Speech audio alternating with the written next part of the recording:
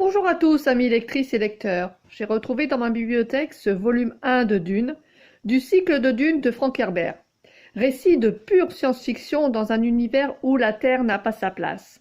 Frank Herbert a réussi à nous captiver et nous attirer sur cette planète Dune pour suivre les aventures de Paul Atreides et de sa famille.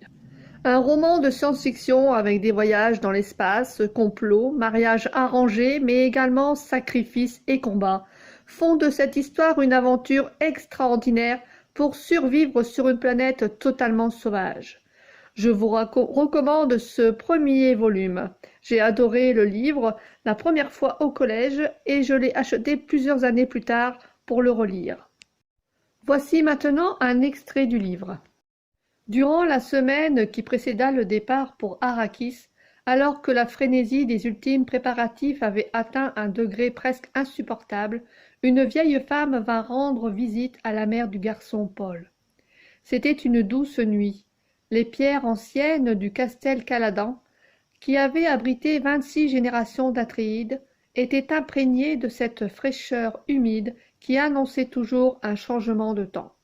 La vieille femme fut introduite par une porte dérobée et conduite jusqu'à la chambre de Paul par le passage voûté. Pendant un instant, elle put le contempler dans son lit. Il ne dormait pas. À la faible lueur de la lampe à suspenseur qui flottait près du sol, il distinguait à peine cette lourde silhouette immobile sur le seuil et celle de sa mère un pas en arrière. La vieille femme était comme l'ombre d'une sorcière.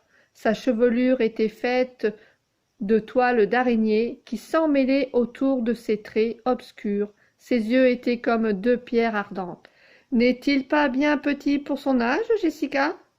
La voix sifflait et vibrait comme une balisette mal accordée. Et la douce voix de contralto de la mère de Paul répondit.